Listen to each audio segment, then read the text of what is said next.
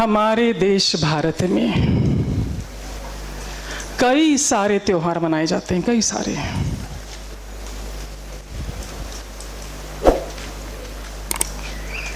उनमें से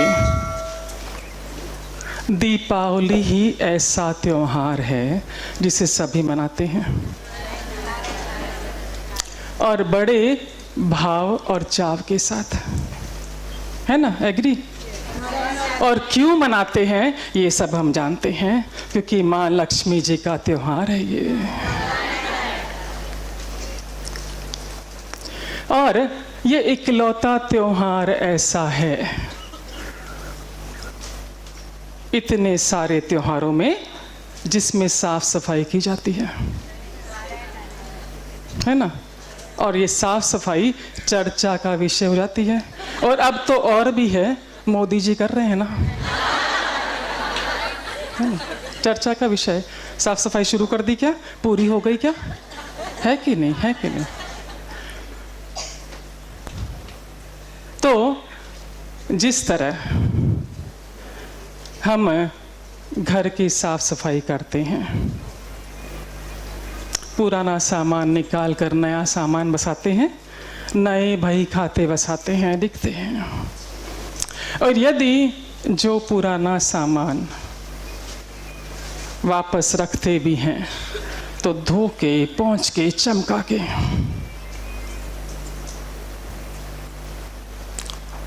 और सारा कुछ चमचमाता हुआ देखकर हमें खुशी होती है, अच्छा लगता है।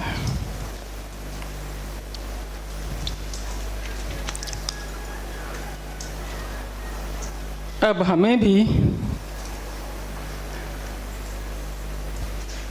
जिस तरह उन भौतिक वस्तुओं को देखकर, चमकता हुआ देखकर हमें अच्छा लगता है, खुशी होती है,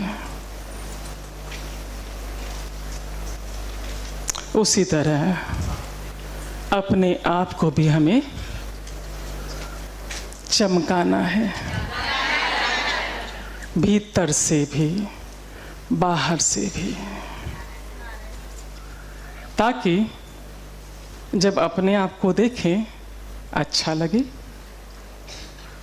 जो हमें देखे, जो हमसे जुड़े, उसे भी खुशी और आनंद का एहसास हो।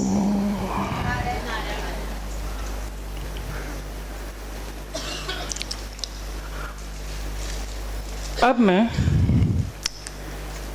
एंग्लिकन बिशप की बात आप तक पहुंचाना चाहूंगी, आपसे साझा करना चाहूंगी।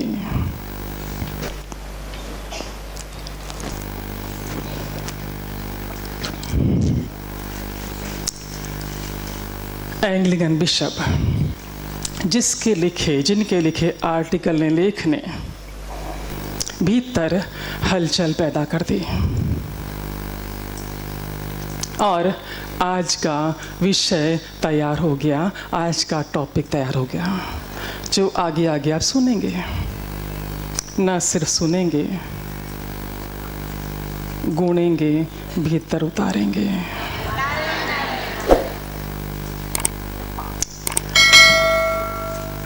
एंग्लिकन बिशप कहते हैं, जब मैं जवान था, आजाद था, मेरी कल्पना की कोई सीमा नहीं थी।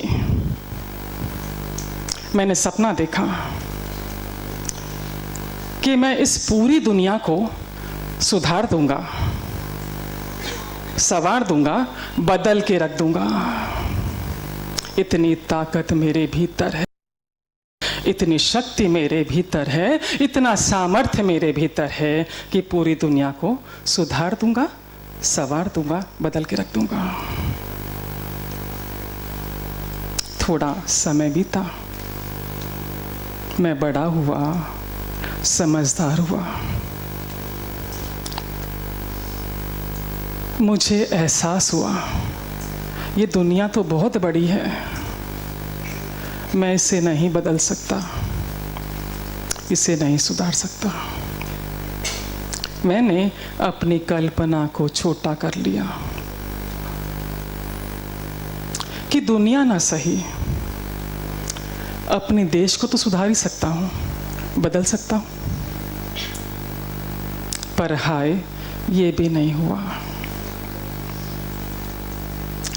दिन प्रतिदिन मेरी उम्र बढ़ती जा रही थी।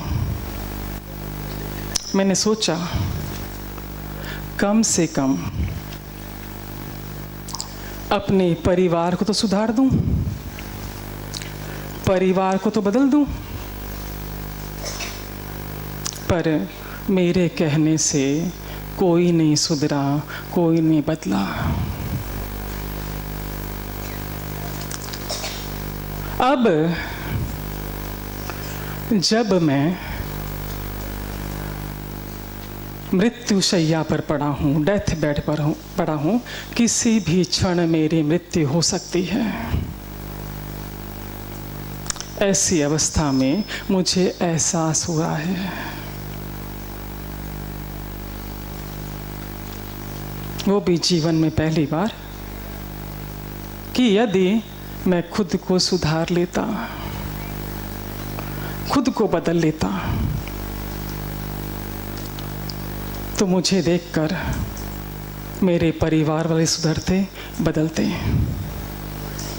कौन जाने मैं उनसे प्रेरणा लेकर देश को सुधारता और दुनिया को सुधार देता, बदल देता, यदि मैं खुद को सुधार लेता।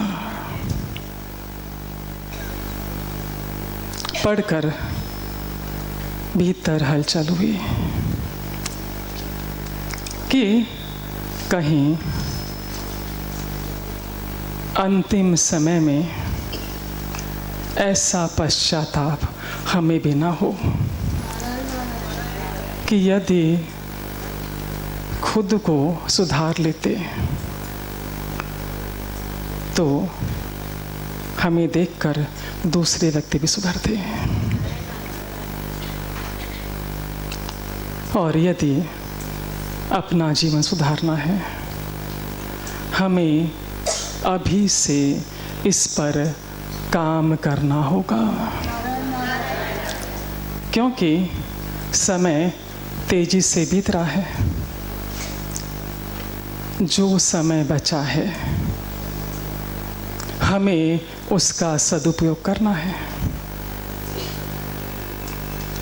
आने वाले साल एक यादगार स्वर्णिम वर्ष बनाना है। अपने भीतर छिपी हुई असीम शक्तियों को जगाना है ताकि उसका लाभ हम भी ले सकें, दूसरों को भी दे सकें, समाज को भी दे सकें।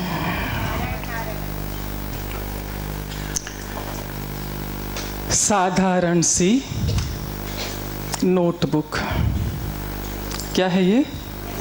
साधारण सी नोटबुक। हमें क्या बनना है? ग्रंथ बनना है।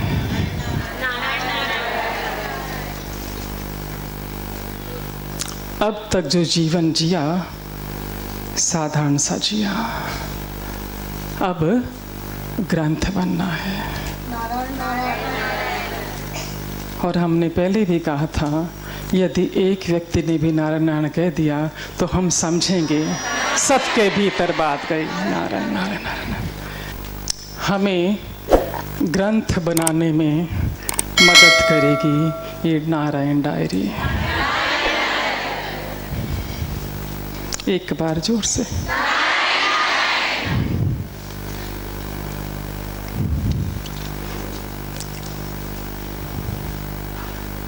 आज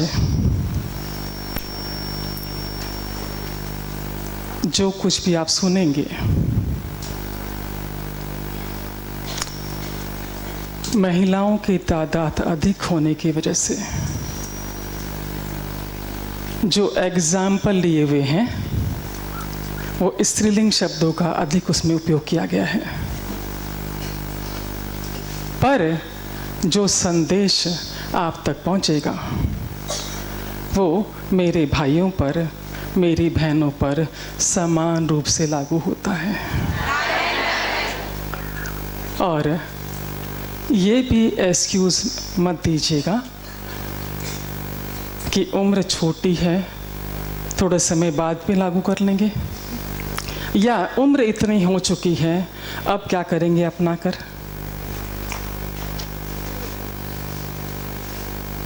मेरे भाइयों पर, मेरी बहनों पर, सब पर वो उसूल लागू होते हैं। एज भी कोई लिमिट नहीं है, छोटे हैं तो लागू होता है, बड़े हैं तो लागू होता है। अब अग्रसर हो रहे हैं ग्रंथ बनने की ओर।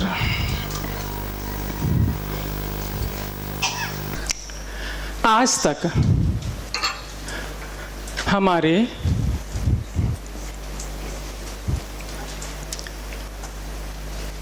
परिवार के सदस्यों ने, साथियों ने, रिश्तेदारों ने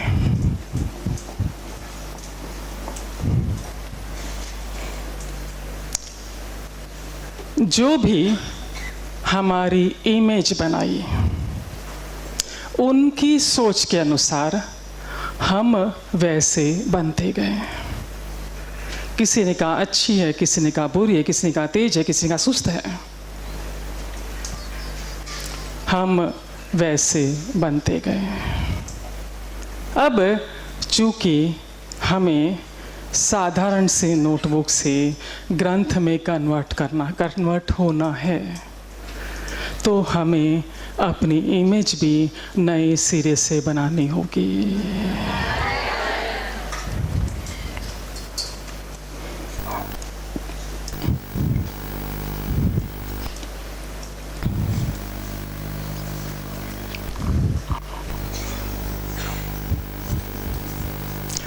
पहले खंड में आपके भीतर जो जो खूबियां हैं, ताकत है, आपकी खासियत है, आपको लिखना है। आपके भीतर जो खासियत है, खूबियां हैं, लिखना है।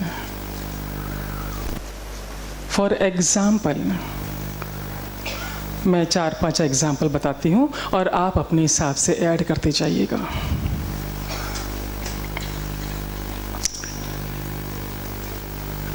जिस समय आप सोचती हैं कि मैं इतने बजे उठ जाऊंगी, उठ जाऊंगा, आप उठ जाते हैं।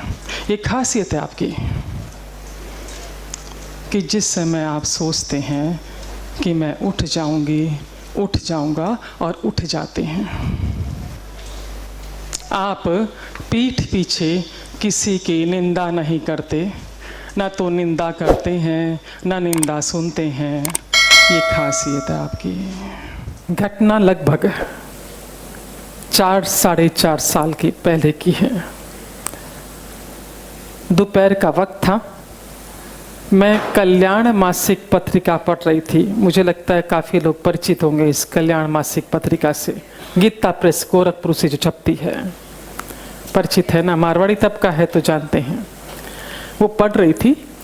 उसमें 1.5 पेज का, उसके पेज भी बड़े बड़े आते हैं, फुल साइज पेज आते हैं। 1.5 पेज का एक आर्टिकल लिखा हुआ था स्वामी रामसुख जी महाराज द्वारा। परिचित होंगे स्वामी जी के नाम से भी आप लोग, है ना। उनका लिखा हुआ आर्टिकल था 1.5 पेज का। 1.5 पेज में उन्होंने क्या लिखा था, खाली सार आप तक पहुंचा रहे हैं। लिखते हैं स्वामी जी कि जो भी आप गलत कार्य करते हैं, झूठ बोलते हैं, चोरी करते हैं, जो भी गलत काम करते हैं, उस कर्म का फल तो आपको भोगना ही पड़ेगा।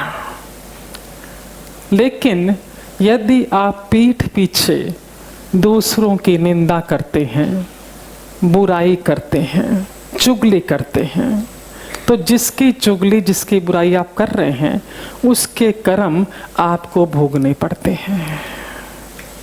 मत करो चुगली, निंदा, बुराई पीठ पीछे। अपने ही कर्म कम है क्या भोगने के लिए, जो दूसरों के भी अपने माथे मढ़ते हो, मत करो। और अंडरलाइन के साथ लिखा था, ये रब कर दो, देख, कि मात पिता गुरु और संत। अंडरलाइन मालूम है किसको बोलते? मोटे अक्षर अंडरलाइन, इसलिए कि ध्यान आकर्षित हो, हम उस पर फोकस कर सके। लिखा था कि मात पिता गुरु और संत, इनकी तो गलती से भी बुराई ना करें। पता नहीं चुकाने के लिए कितने जन्म लेने पड़ेंगे, और मनुष्य जन्म दोबारा नहीं मिलने वाला। पता नहीं कीड़े मकोड़े जानवर किस योनि में जाओगे और उन कर्मों को भोगोगे। तो निंदा चुगली बुराई ना करें। 1.5 पेज का आर्टिकल सिर्फ इसी पर था, हमने उसे पढ़ा, पर समहाउ इतना गौर नहीं किया, इतना ध्यान नहीं गया हमारा। और प्रकृति की व्यवस्था देखिए, नारायण की व्यवस्था देखिए। ठीक दूसरे दिन की बात, हमारा मुंबई गोरेगांव गोकुल धाम में सेंटर चलता है सुबह 11 से एक नियमित, जहां एक्यूप्रेशर, रेकी, अन्य अल्टरनेटिव हीलिंग थेरेपी के माध्यम से रोगियों को ठीक किया जाता है। दूसरे दिन की बात, 11 बजे सेंटर खुलता है। 10:55 हम सेंटर की ओर आगे बढ़ रहे थे कि पीछे से मेरा पल्ला मुझे किसी ने खींचता हुआ महसूस हुआ कि कोई पकड़ रहा है। मुड़कर देखा तो अंदाजन 35 साल की महिला है ना, और मुझसे बोली कि मेरे घुटनों में बहुत दर्द रहता है, तो डॉक्टर ने ऑपरेशन करने के लिए कहा है, पर ऑपरेशन अभी हम करवा नहीं सकते क्योंकि बच्चों की परीक्षाएं हैं, 2 महीने बाद करवाएंगे, बहुत कष्ट है। तो मेरा मन ये बोलता है कि यदि आप हाथ लगा देंगे तो ठीक हो जाएगा। हमने कहा हमारे हाथ लगाने से ठीक नहीं होगा, आप आके एक्यूप्रेशर ले लीजिए। बोले 4-5 दिनों से करवा रही हूँ पर मुझे फर्क नहीं मिला, मेरा बहुत मन, आप खाली छू दीजिए ठीक हो जाएगा। वो जिस तरह से बोल रही थी, हमने कन्विंस करना चाहा कि भाई हमारे हाथ लगाने से नहीं होगा, पर जो जिस भाव से वो बोलती जा रही थी, लिटरली गिड़गिड़ा रही थी, हमने कहा ठीक है तुम कैबिन में आ जाओ। हमारी एक्यूप्रेशर की टीम अलग है, हम खाली काउंसलिंग करते हैं। कैबिन में बुलाया, हमने उन्हें एक्यूप्रेशर देना शुरू किया। और एक्यूप्रेशर पॉइंट जो होते हैं बहुत अधिक पेनफुल होते हैं, तो जब पेशेंट को हम लोग देते थोड़ी बातों में व्यस्त कर देते हैं ताकि उसका ध्यान डाइवर्ट हो जाए, हम ट्रीटमेंट दे सकें। और सहज ही हमने उससे पूछा कि बहुत अधिक दर्द किस वक्त होता है, चलने में, बैठने में, उठने में किस वक्त अधिक पेन होता है। उसका कहना था कि सुबह किचन में हम काम करते हैं 2.5-3 घंटा, उसके बाद जब जाकर बैठती हूँ तो बैठा नहीं जाता है, टीस मारता है, ये शब्द उसके, बहुत दर्द करता है। तो शरीर से भारी थी। हमने उससे कहा तुम 2.5-3 घंटे लगातार खड़ी रहती हो, एक सत्र, तो अच्छे व्यक्तियों को दर्द होगा, तुम्हारा तो वजन भी अधिक है, तो 15-20 मिनट काम करो, फिर 5-7 मिनट बैठो, वापस काम करो ताकि घुटनों को आराम मिले, सारा वजन तुम्हारा उस पर पड़ता है। बोला कैसे बैठ सकती हूँ, सुबह के वक्त पानी भी उसी वक्त आता है, बच्चों का भी टिफिन होता है, इनका भी टिफिन होता है, अकेले मुझे सारा काम करना पड़ता है। और साथ ही साथ सासू माँ के बारे में बोलना शुरू कर दिया। घर में सासू माँ भी पर मुझे बिल्कुल भी हेल्प नहीं करती, और सासू पुराण चालू कर दिया। समझा? सासू पुराण किसको बोलते? समझा क्या? समझा? हाँ, सासू ऐसी है वैसी चालू कर दिया। हमने कहा कि उसने अपने जमाने में बहुत काम कर लिया, अभी हमारा समय काम करने का है ना, उनका बुढ़ापा है, उनको आराम करना चाहिए। तो बोले क्या का बुढ़ापा, जब खुद की बेटी यहाँ आती 3-3 घंटे चौके में बैठी रहती, ये बनाऊँ वो बनाऊँ वो बनाऊँ, और मुझे एक सब्जी काट के भी नहीं देती, ऐसा। और बोलना शुरू था सासू माँ के बारे में, और एक का एक क्लिक हो गया कि कल तो हमने स्वामी जी के उसमें सुना है, पढ़ा है कि निंदा नहीं करनी चाहिए, और ये तो माता जी की, सासू माँ की निंदा कर रही है, तो कहीं ऐसा तो नहीं उनके कर्म भोग रही हो। सहज ही भाव आया, मन में आया कि एक्सपेरिमेंट करके देखते हैं। हमने उससे कहा कि हम एक शर्त पर तुम्हारा इलाज करेंगे, क्योंकि बातों बातों वो मुझे बोल चुकी थी कि दिन भर सासू माँ से मैं इतनी परेशान रहती हूँ क्योंकि वो कुछ काम नहीं करती। रात को जब ये आते हैं उनके बेटे को बहुत सुनाती, तुम्हारी माँ ऐसी, तुम्हारी माँ ऐसी, तुम्हारी माँ ऐसी है। दिन भर में जो माँ करती है उसको सारी निंदा रात को हस्बैंड के सामने। हमने उससे कहा कि एक शर्त पर तुम्हारा इलाज हम खुद करेंगे कि तुम्हें सासू माँ की निंदा बंद करनी होगी और उनकी बड़ाई करनी होगी। बोली बड़ाई हमसे नहीं होगी, क्लियर बोल दिया, है ना। निंदा भी सोचना पड़ेगा। मैंने कहा फिर हम इलाज नहीं करने वाले, क्योंकि हमको तो एक्सपेरिमेंट करना था। बोले ठीक है, निंदा नहीं करेंगे, पर बड़ाई हमसे नहीं होगी, क्लियर बोल दिया। सेकेंड डे आई, कुछ परिवर्तन नहीं था, पेन एज इट इज था, पर उसे मन में एक संतोष था कि हम कर रहे हैं तो ठीक हो जाएगा। हमने आते से पहला प्रश्न पूछा, कल निंदा करी क्या? बोला यहाँ तक आया। उसी ने जो एक्शन किया, पर हम नहीं बोले क्योंकि आपका डर था कि आप इलाज नहीं करोगे।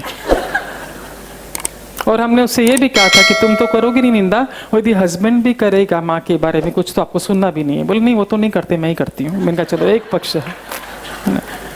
थर्ड डे 2 दिन बीता, 2% 3% थोड़ा अच्छा लगा।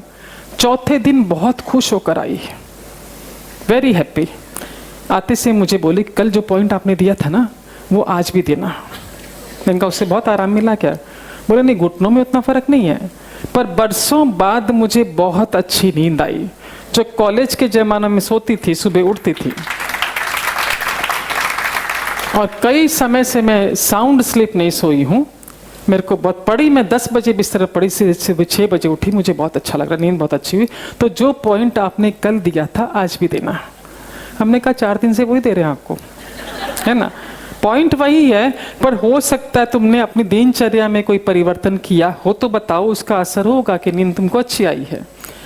उसने चीज़ें बताई, दिन भर में क्या किया। उसमें से एक चीज़ हमने पकड़ी, वो ये कि उसने कहा कि रात को हमने खाने में कैरी की लुंजी बनाई थी। लुंजी मालूम है क्या, मारवाड़ी है ना, हाँ। और पति को और बच्चों को लुंजी बहुत अच्छी लगी।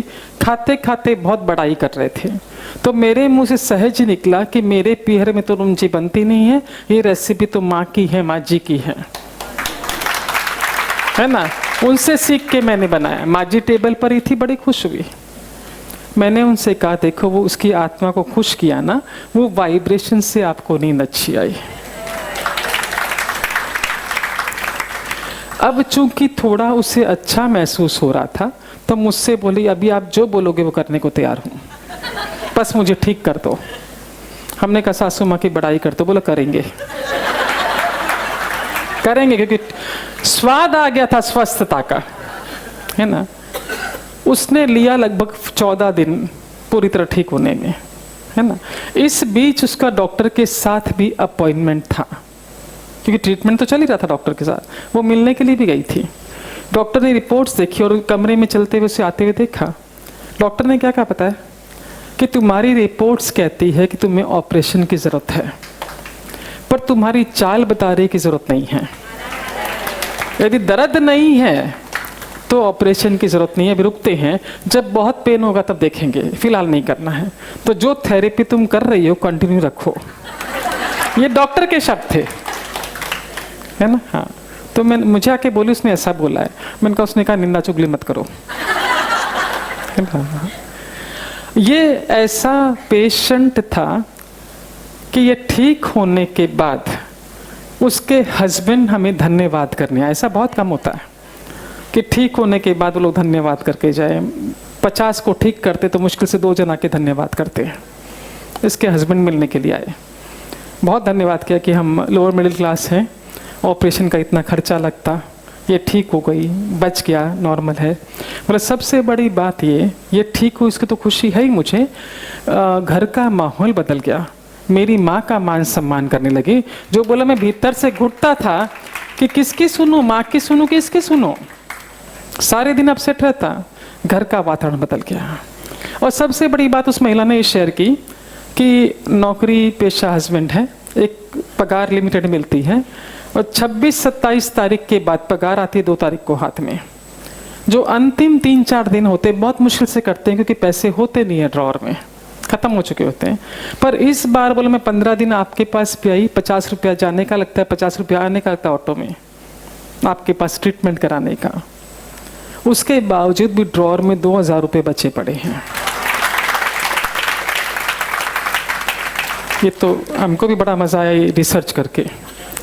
अब हमने क्या किया कि सारे पेशेंट्स पर चालू कर दिया एक्सपेरिमेंट, कि जो भी ट्रीटमेंट के लिए आ रहा है उसको ये चीज़ें नहीं करनी है, क्योंकि मालूम पड़े कि क्या चीज़ें स्वामी जी महाराज क्या कहना चाह रहे हैं। आप यकीन मानिए, मन से बोल रहे हैं, हीलिंग बहुत फास्ट होने लगी, बहुत फास्ट। जब 5-6 एक्सपेरिमेंट हो गए तो हमारा सत्संग चलता है बुधवार का, हर बुधवार 11 से 1, लगभग 400-500 लोग वहाँ आते, मेजर महिलाएं आती। हमने जो एक्सपीरियंस आपको सुनाया एज इट इज उनको सुना दिया कि आप लोग भी निंदा चुगली बुराई बंद कर दीजिए, दूसरों के कर्मा को भोगना पड़ता है हमको, है ना, ये बता दिया उनको। और जो आते हैं सत्संग वो इतने समर्पित भाव के कि जो कहते हैं उस पर पूरा फॉलो करते हैं। तो खाली 2 केस की यहाँ पर चर्चा करना चाहूंगी, क्योंकि केस तो बहुत ज़्यादा है। निंदा चुगली बंद करने का क्या रिजल्ट है, 2 केस की आपको। एक हमारे पास थाना से साउथ इंडियन लेडी आती थी सत्संग में, आती है बीबी, उसका बेटा स्लो लर्नर, पूरी क्लास लिख ले बे, वो धीरे धीरे 10% ही लिख पाता था। कई थेरेपी वो करवा रही थी उसके ट्रीटमेंट के लिए, पर नतीजा नहीं आ रहा था। सत्संग में जब उसने सुना, सासू के साथ रहती थी, सासू भी घर में थी, और सासू का बिल्कुल भी मान सम्मान नहीं, बल्कि उसने जात सत्संग में जब सबका एक्सपेरिमेंट सुना, घर गई, सासू माँ से माफी मांगी कि मैंने आज तक जो गलत व्यवहार आपके साथ किया है वो अब से नहीं करूंगी, माफ कर दीजिए। और सासू माँ को मान सम्मान देना शुरू किया। वो लेडी आकर कहती है, जो लड़का मुश्किल से 35% आता था, आज की तारीख में ही वो ला रहा है 90%। सब जो धीरे धीरे उसकी जो स्लो फटाफट पिकअप करता करता, आज की 4 साल पुरानी बात है ये, आज ये अवस्था है, 90+ ला रहा है। दूसरा केस, एक महिला ने कहा, शेयर किया कि उसका एक बेटे को ब्याया, बहू आई, और कुछ सासू माँ बेटे की नहीं बनी तो बिना बताए बेटा बहू घर से चले गए। कहाँ गए ये भी समाचार नहीं। उसने 2-4 बार हमसे आके कहा ये बात कि वो कहाँ गए मालूम नहीं है, और उनका कोई फ़ोन भी नहीं आता है। हमने कहा उनका नहीं आता तुम कर लो। इसने करना शुरू किया, पर बेटा भी फ़ोन काट देता, बहू भी फ़ोन काट देती, कोई संपर्क नहीं। आके मुझसे बोले वो काट देता है फ़ोन। हमने कहा अपनी प्रार्थना चालू रखिए और फ़ोन करना चालू रखिए, किसी दिन तो उठाएगा वो। एक दिन उठाए, बेटे ने चिल्लाए जोर से कि क्यों परेशान कर दिया, तुमसे कोई संबंध ही नहीं है हमारा, छोड़ दिया। सत्संग में बैठी हुई थी, सोच रही थी कि मैं किसकी निंदा करती हूँ, क्योंकि लोग शेयर करते तो खुद को टटोला उसने। तो उसको एहसास हुआ कि शाम को जब राउंड मारने जाती है, सोसाइटी में वॉक करने जाती है, तो बिल्डिंग के सामने 8-10 महिलाएं घेरा बना के बैठती है, और जो महिला नहीं आती उसकी चर्चा। देख, अपने आप ही बोला, मैंने तो कुछ बोला ही नहीं। सत्संग से जाने के बाद उसने कहा उन अपने ग्रुप को कि यदि देखो तुम लोग किसी की निंदा चुगली बुराई करोगे तो मैं तुम्हारे साथ नहीं बैठूंगी, मैं मेरा वॉक करूंगी, क्योंकि मैं सत्संग में बोला गया नहीं करना, दूसरों के कर्मों को अपने सर नहीं लेना है। तो महिलाएं हंसने लगी कि चुगली नहीं करेंगे तो टाइम पास कैसे होगा। बोला मुझे तुम्हारे साथ नहीं बैठना। बोला मैंने वॉक करना चालू कर दिया, माला करती वॉक करती। तीसरे दिन बेटे का फोन आता है, माँ कैसी हो। थर्ड डे जन्मदिन भी माँ का आया, तो सत्संग में मिठाई लेकर आया था सेलिब्रेशन के लिए, है ना। एग्जाम्पल बहुत है पर समय सीमित है। हम विस्तार से चर्चा इस बात की करते हैं कि जब हम निंदा करते हैं तो कैसे कर्म हमारे माथे आते हैं। ये ध्यान से देख लीजिए, आपको कई प्रश्नों के उत्तर त्वरित मिल जाएंगे।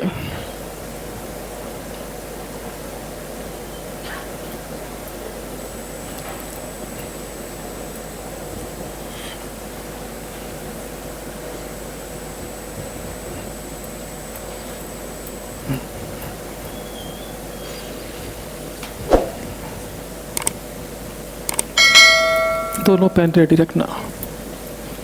हाँ, ये ए, ये बी और ये सी। चूंकि ये महिलाएं, चूंकि महिलाओं के बारे में अधिक कहा जाता है, निंदा बुराई करते हैं, पर बाकी मेरे भाई लोग भी कमती तो नहीं है। हाँ, पर लेते हैं यहाँ पर भाई बहनों को, है ना। हाँ, स्वामी जी महाराज के अनुसार, स्वामी जी यानी कौन? रामसुख जी महाराज के अनुसार और नारायण शास्त्र के अनुसार, हम सब अपने कर्मों की टोकरी अपने सर लिए घूमते हैं। दोनों दे दो, है ना। हाँ, जब हम अच्छे कर्म करते हैं वो टोकरी में जमा होते जाते हैं।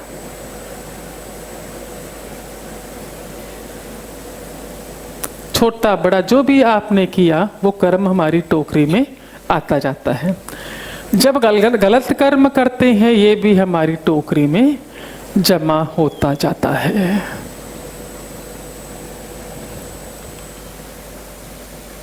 बराबर है ना। हाँ, इन कर्मों को हम भोगते हैं, है ना। जो अच्छे कर्म करे हैं उसकी बाबत हमें सुख मिलता है भोगने के लिए, जो गलत कर्म कर रहे हैं उसकी एवज में हमें दुख मिलता है भोगने के लिए। भोगने के माध्यम क्या? हम तन से भोगते हैं, मन से भोगते हैं, धन से भोगते हैं और संबंधों से भोगते हैं। तन अस्वस्थ, गलत काम किया, तन अस्वस्थ, मन अस्वस्थ, धन की हानि, संबंधों में दूरियां, ये दुख है। तन स्वस्थ, मन स्वस्थ, धन स्वस्थ, संबंध स्वस्थ, ये सुख है। इतना समझा है ना। अब ये तीन करीबी सहेलियां, हम सहेलियां कह रहे हैं पर भाइयों को ये महसूस करना, तीन करीबी मित्र, है ना। हाँ, अब एक दिन, करीबी बहुत फास्ट फ्रेंड्स हैं। एक दिन की बात, ये सी जो है शहर के बाहर गई हुई थी। अब ये दो सहेलियां आपस में मिली, ये तो है नहीं, है ना। ए ने इसकी बाबत चुगली करने शुरू करी। जो ही करना शुरू किया कनेक्शन जुड़ जाता है। ये कहां पर भी हो, चाहे 7 समुंदर पार हो, कनेक्शन जुड़ जाता है। बुराई शुरू की, ये जो कर्म इसे भोगने पड़ते, ये कर्म चले गए इसके खाते में। कनेक्शन जुड़ा, ये तो खाते में ट्रांसफर होना शुरू हो जाता है। अब ध्यान से सुनो, जो कर्म इसने गलत किया था उसकी एवज में शायद सिर्फ तन का रोग भोगना पड़ता, उसकी एवज में इससे सिर्फ तन का रोग भोगना पड़ता। पर जब ये आपके खाते में आया तो ये इंटरेस्ट के साथ, ब्याज के साथ आपको भोगना पड़ेगा। तन भी अस्वस्थ होगा, मन भी अस्वस्थ होगा, धन भी अस्वस्थ होगा, संबंध भी अस्वस्थ होंगे। बराबर।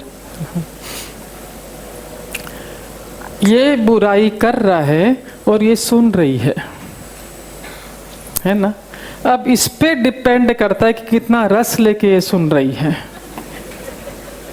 है ना। इसको दोनों खाते का भोगना पड़ता है, इसका भी इसका भी। क्यों? सुनो, देखो, सुनो तो सही, है ना। जब इसकी बुराई कर रही है मन में भाव आता है, तू कौन सी कमती है, इसके खाते का इसमें गया, है ना। और जब सुनते सुनते हम भी बोलना चालू करते हैं, हाँ ये ऐसी है,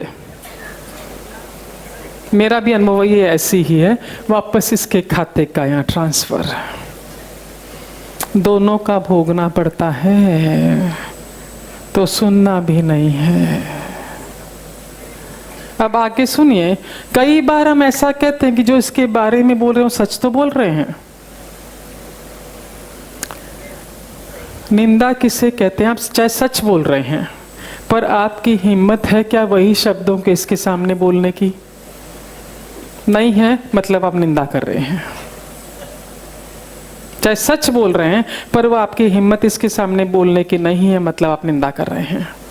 और हमारा मनुष्य का स्वभाव है कि बड़ाई करते तो बड़ा चढ़ाकर, बुराई करते तो बड़ा चढ़ाकर, है ना। जो ही आपने अपनी ओर से जोड़कर बुराई की, आपके खाते का जो पुण्य, जो सुख आप भोगते हैं, वो इसके खाते में ट्रांसफर।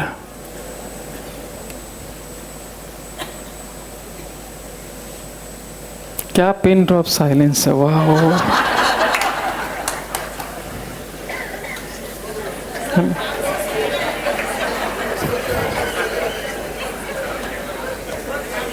आप लोग तो देखो मजाक कर रहे हो, नीचे लोग बोल रहे हो अभी से निंदा नहीं करेंगे।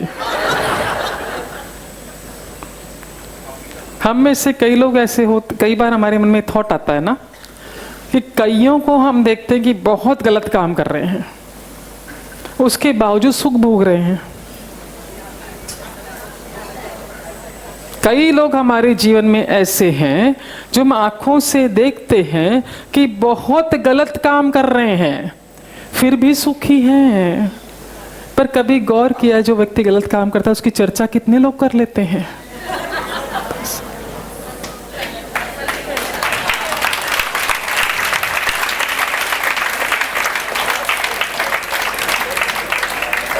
तो सुख भोगेगा ही ना, कितनी चर्चा उसकी करते हैं। हाँ, अब सुनिए जरा सा, आप 10 अच्छे कर्म किए आपने, स्वामी जी महाराज लिखते हैं कि 10 अच्छे कर्म किए, 2 गलत काम किए, है ना। हम उनसे कह देंगे कि भाई 10 में से 2 काट ले, 2 का भी भोगना पड़ेगा, 10 का भी भोगना पड़ेगा, है ना। अब देखिए जरा सा, ध्यान दीजिए। अब चूंकि अच्छे कर्म मात्रा अधिक है, ये 2 ही है, समझो इसकी एवज में चिट्ठी कटती है हमारी, समझा, पावती कटती है। उसमें आया कि 1 दिन का अनाज नहीं मिलेगा खाने को। क्या सजा मिली है हमारे कर्मों की हमें कि 1 दिन अनाज खाने को नहीं मिलेगा, चिट्ठी फट गई। पर चूंकि ये कर्म तगड़े हैं, ये चिट्ठी खाते में कब डालेगा? जिस दिन आप बोलेंगे आज डाइट करती हूँ, आज खाली फ्रूट पे रहती हूँ, या आज एकादशी करती हूँ, ये खाते में शिफ्ट कर देगा। आपको पता ही नहीं चलेगा, क्योंकि अच्छे कर्म तगड़े हैं। पर 10 कर्म गलत हैं, 2 अच्छे हैं, है ना। 2 अच्छे की एवज में 56 भोग की पावती मिली आपको, पर खाते में कब आएगी? जब पेट अस्वस्थ होगा। वो सुख भी आप नहीं भोग पाएंगे।